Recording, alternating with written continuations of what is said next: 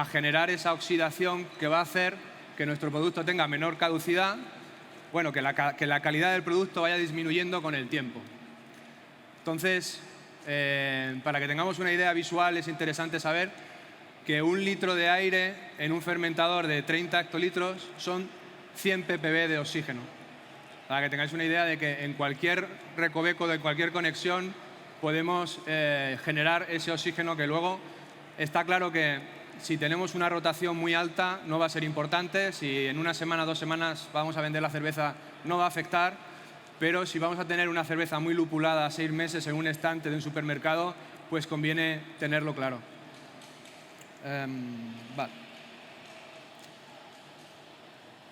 Vale, una pregunta así muy rápida. ¿Quiénes de los asistentes miden el oxígeno disuelto actualmente? 1.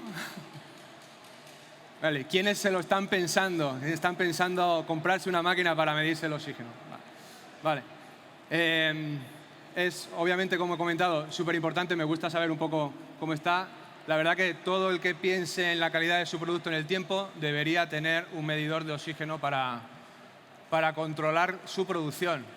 El cómo medimos el oxígeno, la verdad es que no es importante. Desde Wild Goose lo que recomendamos es que se mida, pero que se mida siempre de la misma manera. Si lo queréis agitado, agitado, 2 veces, 2 veces, los procedimientos que sean, pero que haya conciencia dentro de la cervecera de los procedimientos que hay que hacer para medir siempre lo mismo y que estemos valorando el proceso bien. En cuanto a las áreas de pick-up, aquí vamos a hablar muy enfocado a la enlatadora que tenemos, la evolución, pero se puede aplicar a embotelladoras, se puede aplicar a multitud de máquinas, pero por proximidad vamos a hablar de la evolución. Empiezo hablando en el Bright Tank, pero bueno, lo ideal es que con este aparato de oxígeno vayamos midiendo fase a fase y vayamos determinando dónde entra el oxígeno en nuestra línea. Aunque sea crítico el envasado, siempre va a ser bueno saber en qué parte estamos perdiendo, en qué parte hay un poro o en qué parte deberíamos mejorar o invertir. Y digo que pongo el Bright Tank, pero si por ejemplo tenemos un proceso de dry hopping, habría que controlar siempre que sea un proceso después de fermentación. Nosotros recomendamos tenerlo controlado y medido. La máquina es súper importante, pero más importante es el proceso. ¿Vale? Puedes tener cualquier máquina, puedes tener una Crones, que como lo hagas mal, te vas a cargar la cerveza o vas a tener que deshacerte de ella muy rápido. ¿Vale? Bueno, una cosa que se me comentaba, que se me olvidaba, es que nosotros personalmente no aseguramos ningún DO en nuestras máquinas, porque nos parece inapropiado, porque depende de tantos factores. Aparte no es lineal. Si tenemos en el tanque 100 no es lo mismo que si tenemos 10, y depende de temperatura, presión, grado de carbónico. Por lo tanto, se puede hablar de referencias y, si hacer las cosas bien, orientativos. Vale, en el tanque lo más importante es la purga del tanque, es conocer bien cómo hay que purgar apropiadamente.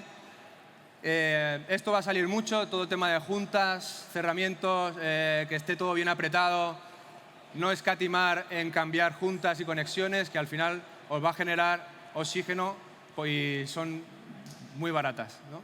En cuanto a la producción, lo ideal es tener condiciones completamente estables, que no haya cambios, porque cada cambio, por pequeño que sea, van a ser perturbaciones en el proceso y en la línea. Y tener claro que cada estilo funciona diferente. Lo que tenemos para una IPA obviamente no va a funcionar igual que por una Imperial Stout, con mucho más graduación, y tenemos que conocer para cada estilo de cerveza que hacemos cómo debemos funcionar. Condiciones ideales, cuanto más frío, mejor. Esto, al ser un producto carbónico, eso lo tendréis claro, que el calor afecta un montón en el oxígeno. Cuando pasamos de tanque a la llenadora, conexiones, todas las juntas. Aquí voy a pasar aquí un momento. No, aquí. Esto, hablando de juntas, nosotros recomendamos cambiar todo tipo de juntas cada 6 meses. Hablamos de 30 céntimos y hemos visto que mucha gente prefiere a aguantar hasta el final y nosotros recomendamos cambiarlo muy asiduamente, tener los tamaños correctos de la tubería, que parece de perogrullo, pero mucha gente no lo hace, y evitar conexiones de este tipo. ¿Vale? Entonces, como comentaba, evitar todo lo que esté desgastado, todo lo que pueda generar poro. Si tenemos una bomba, mejor que sea de bajas revoluciones, porque así no hay perturbación dentro de la línea. Cualquier tipo de proceso extra, como puede ser pasteurización, filtrado, lo ideal es que vaya antes del bright tank. Aparte de la pasteurización, aparte del pickup, lo que podemos hacer es que el oxígeno reaccione con el calor. Por lo tanto, esa fase es crítica. Como hemos comentado antes, la temperatura, el carbónico y la distancia, bueno, la distancia es crítica, ¿no? También, porque va a recalentar el producto y va a hacer que cojamos más oxígeno. Y hablando de perturbación, evitar pliegues y que la manguera esté elevada del suelo si está caliente. Vale, en la entrada están las teorías diferentes de si enjuagar o no enjuagar. Está claro que si enjuagamos el producto, algo de agua va a quedar y el agua contiene oxígeno, pero entonces tenemos que tener bien claro la manipulación, si no lo hacemos, la manipulación del envase vacío. Evitar que haya planos abiertos, porque sería un verdadero problema para la cervecera que haya dentro algo de la cerveza una vez embotellada. En caso de enjuagar, que es lo que recomendamos desde Wild Goose, con agua va bien, dependiendo de la velocidad, ese agua ya va a caer por su propia gravedad, por lo tanto no va a afectar mucho al oxígeno. Si podemos usar agua desgasificada, mejor. Y ya si podemos ir a la fase final de aire ionizado, pues ya sí que no vas a tener ningún rastro de oxígeno y cada vez es menos caro. Era prohibitivo hace no mucho, pero están saliendo sistemas más para el sector craft. Y recomendamos no utilizar peracético. Para el sabor puede ser fatal para la cerveza. En el colector de entrada de las máquinas, aquí lo importante, otra vez, pues que esté todo bien sellado, juntas, eso lo voy a comentar siempre. Aquí lo que tenemos que tener claro es la purga del sistema. Una vez conectamos el tanque con la máquina, lo ideal es que podamos ver si hay burbujas en la línea, si hay burbujas en la llenadora, porque eso hay que evitarlo. Tiene que ser siempre líquido sin burbujas. Si hay burbujas, algo está pasando. Temperatura, el carbónico está rompiendo en vuestra línea. Hay que mirar por qué. La purga en llenados atmosféricos se va a hacer una purga, bueno, en la contrapresión también, pero el llenado atmosférico es más crítico porque estamos hablando de un gas. Si la purga es demasiado fuerte, va a crear el vórtex y va a entrar el oxígeno. Lo mismo que echamos, entra el oxígeno por detrás. Si es demasiado baja, no vas a llegar al final de la lata. Por lo tanto, lo ideal es que el CO2, la purga, esté justo en el nivel de la lata. ¿Cómo hacemos eso? Bueno, nuestros técnicos dicen que si pones el ojo a nivel, una vez sube el cabezal y ves algo de borroso, es que está bien renglado. Es una manera muy simple de verlo, que al final es lo que estamos buscando también. Y recomendamos utilizar una fuente de CO2 distinta de la línea. La purga es crítica y debemos tener claro que siempre tiene que tener suministro de CO2, que no esté conectado a otras cosas. Aquí en el llenado quería hablar de uno de los mitos que hay en la industria de la contrapresión y el atmosférico. Nosotros que tenemos las dos opciones, a veces pues la gente dice no quiero contrapresión porque tiene menos oxígeno disuelto.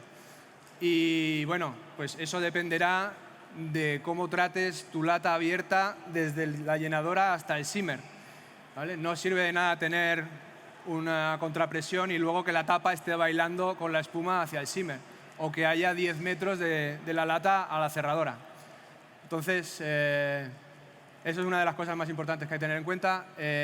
Sobre todo, la velocidad de los cabezales en la entrada hay que tenerla regulada. Que el llenado sea de abajo a arriba y con diferentes velocidades para poder jugar con todo tipo de cerveza, que te permita empezar más lento y luego cuando sube aumentar la velocidad. El cerrado del cabezal cuando sube te puede crear las burbujas frog gas que dicen en Estados Unidos, que son las que contienen mayor oxígeno. que las podemos eliminar luego, pero mejor si no salen, obviamente. Y decíamos antes que lo ideal es producir lo más frío posible. Bueno, el límite de lo frío que puedes producir, aparte de la cristalización, es la generación de espuma. Siempre vamos a tener que tener una pequeña capa de espuma entre el líquido y la tapa. Aunque tengamos el túnel de CO2, la espuma es lo que va a determinar lo más importante para el oxígeno. Una espuma con burbuja pequeña, que hagamos un buen cap on foam, como dicen en Estados Unidos, que cuando cierra la lata caiga un poquito de cerveza. Eso es lo que nos va a decir sin medidor de DEO que lo estáis haciendo bien. De hecho, los bucaneros que nos han dejado la máquina no lo tienen instalado. El DEO Buster no lo tienen instalado porque ellos ya saben cómo está la espuma de bien y si va a haber poco o no de oxígeno disuelto. Lo importante es que sea continuo, que no sea un soplo de oxígeno disuelto, porque si no vamos a crear perturbación. Por lo tanto, tiene que haber una capa continua de CO2 en la lata al entrar, y donde sí tiene que haber soplo es cuando ponemos la tapa encima. Una vez cuando hace la tapa el movimiento de entrar, ahí sí que habría que haber un soplo, porque es cuando puedes agarrar más oxígeno.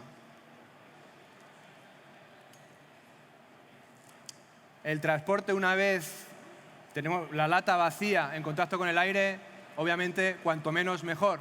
Pero si es demasiado corto, la primera generación de espuma es muy fuerte y te puede tirar la tapa. Si es demasiado largo, más tiempo de oxígeno para entrar. Y hay casos de que la gente intenta llenar mucho de líquido, por lo tanto pone la tapa y flota, por lo tanto no cierra bien la lata, poca estabilización. Claro, si pones poco líquido, te sale mucha espuma, vas a tener low fills, por lo tanto, que son pérdidas para la cervecera, aunque lo puedas aprovechar en un tap room o localmente. Y muy importante que cuando se mueva la lata, que sea un proceso estable y continuo, que el simmer cuando empuje, no empuje demasiado fuerte para que no genere esa perturbación. El cerrado, creo que junto con el llenado, el cerrado es lo más importante de la línea. Debe ser un cerrado estable. Aunque sea estable, recomendamos medir el simmer cada 45 minutos. Nadie quiere tener 2 palés con un simmer mal hecho. Por lo tanto, como hacemos con el DEO, documentar también el proceso de medida del sim, comprenderlo y medir por separado las operaciones del simmer. Son 2 movimientos, pero donde ocurre verdaderamente el cierre es en el primero. Por lo tanto, poder medir en los 2 va muy bien. ¿Cómo sabemos si está bien cerrada la cerveza? Un micrómetro manual súper económico, donde podemos ver ancho y alto. Un inspector que es muy caro, pero donde podemos ver el corte del cierre de la lata. Y la manera más divertida, que es coger una lata recién producida y tirarla al cielo o tirarla con todas tus fuerzas al suelo. Y si rompe por el simmer, es que algo va mal. Tiene que romper por otra parte que no sea el simmer. Vale, ya para acabar, un resumen de lo que hemos comentado de buenas prácticas. Lo importante es medir y volver a medir, siempre con los mismos procedimientos. Si no mides, vas a ciegas, no sabes lo que estás produciendo en cada fase. Cuanto más datos, más fácil de identificar los problemas, ¿no? Si quieres invertir y mejorar el proceso, necesitas saber dónde. Cada línea por separado. Obviamente está bien medir el oxígeno al final, pero si lo hacemos fase por fase, pues vamos a profundizar en dónde invertir nuestro tiempo y dinero. Mejor no arrancar y parar y arrancar la máquina. Se busca siempre tener alguna mesa de reflow entre la etiquetadora y la máquina para que no tener que apagar y encender. Todo eso son o low fees o entrada de oxígeno. Y tener muy bien entrenado al personal sobre todo esto, porque al final la calidad de la cerveza en el tiempo, por supuesto la calidad inicial, pero ya que se invierte materiales y se crean recetas, lo ideal es que si un consumidor lo beba a los 3 meses o a los 6 meses sea la misma calidad que como estaba en el tanque. Y por último, estar en contacto con el fabricante. Nosotros, por ejemplo, el oxígeno, el DEO Buster, lo hemos sacado el año pasado. Por lo tanto, a veces los fabricantes os pueden ayudar a mejorar vuestro oxígeno, ya sea con un aparato o con charlas o llevando un técnico y llevando un oxímetro para conjuntamente ayudaros a mejorar el oxígeno en vuestra cerveza. Buenos números, yo no diría buenos números, diría buenos números límite para mí. Un oxígeno total de 100 para mí sería el límite, sobre todo si es lupulado. Las buenas prácticas, si se hace todo correctamente, deberíamos estar en torno a 20-30 ppb final, no de pick-up, en el momento de llenado. Mucha gente cierra su envase y lo envía a un laboratorio, ahí ya ha reaccionado el oxígeno, por lo tanto el oxígeno disuelto se debería medir el TPO, el total, ¿vale? Para que se valore siempre lo mismo. Y por lo demás, estamos aquí en este stand, luego tenemos un workshop para profundizar en Wild Goose y en nuestras máquinas. Cualquier duda, aquí me tenéis, ¿vale? Muchas gracias.